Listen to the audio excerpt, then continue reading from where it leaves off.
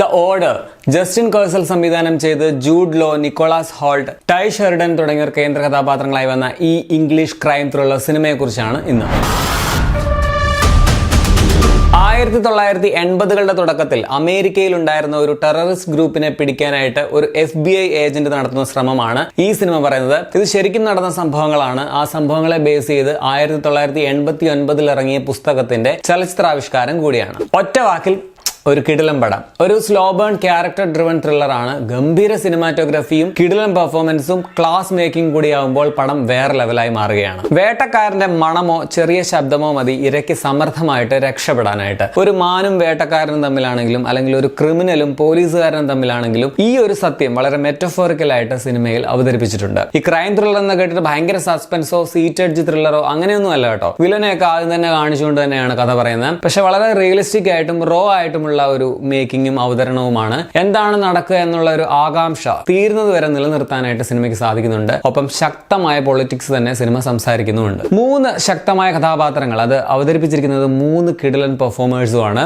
Main ക്യാരക്ടറായ Terry husk ആയിട്ട് Jude law, Bob Mathews ആയിട്ട് Nicholas halt, ജാമി ബോവനായി tie Sheridan. 3 പേരും ഗംഭീര പെർഫോമൻസ് ആയിരുന്നു. സപ്പോർട്ടിംഗ് ക്യാരക്ടേഴ്സ് ആയിട്ട് വന്നവരും കിടുവായിരുന്നു. ഒരു ക്യാരക്ടർ മരിക്കുന്ന ഒരു സീനുണ്ട്, ഭയങ്കര റിയൽ ആയിട്ട് ഫീൽ ചെയ്യുന്നുണ്ടായിരുന്നു. അന്യായ ലൊക്കേഷൻ മനോഹരമായ വിഷ്വലുകളും തരുന്ന ഇതിന്റെ സിനിമാറ്റോഗ്രഫി, ശരിക്കും ആ ഒരു കഥ നടക്കുന്ന ആ ഒരു ടെറൈൻ ഉണ്ട്, അതിനൊരു അപാര ഭംഗിയുണ്ട്. അതൊരു ക്യാരക്ടർ പോലെ തന്നെ പടത്തിൽ നിലനിൽക്കുന്നുണ്ട്.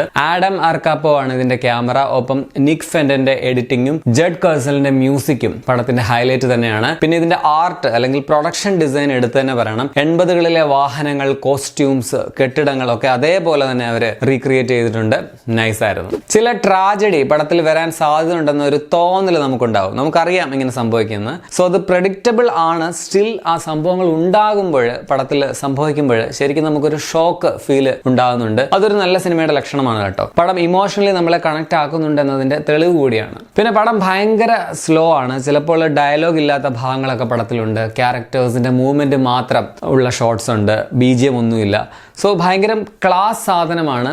ഈ ഒരു മെല്ലപ്പോക്ക് എല്ലാവർക്കും ഇഷ്ടമാവുമെന്ന് എനിക്കറിയില്ല. എനിക്ക് അത് പേഴ്സണലി ഭയങ്കര ഇഷ്ടമാണ്, പ്രത്യേകിച്ച് ഇങ്ങനത്തെ ത്രില്ലർ സിനിമകളിൽ. സോ സ്ലോ ബേൺ ത്രില്ലർ സിനിമകൾ ഇഷ്ടമുള്ളവർക്ക് വേണ്ടി തീർച്ചയായിട്ടും റെക്കമെൻഡ് ചെയ്യുന്ന ഒരു സിനിമ കൂടിയാണ്. പടം ആമസോൺ പ്രൈമിൽ നിങ്ങൾക്ക് കാണാൻ കഴിയും. ന്യൂഡിറ്റി സെക്സ് സീൻസ് ഒന്നും ഇല്ല, എല്ലാവർക്കും കാണാം. ഇംഗ്ലീഷിനൊപ്പം ഹിന്ദി ഡബ്ബിംഗ് ഉണ്ട്, തമിഴ് മലയാളം ഡബ്ബിംഗ് ഒന്നും ഇല്ല. അപ്പോൾ നിങ്ങൾ ഈ സിനിമ കണ്ടിട്ടുള്ളവരാണെങ്കിൽ നിങ്ങളുടെ അഭിപ്രായം കൂടി കമന്റിൽ രേഖപ്പെടുത്തുമല്ലോ. അപ്പോൾ ശരിയെന്ന്.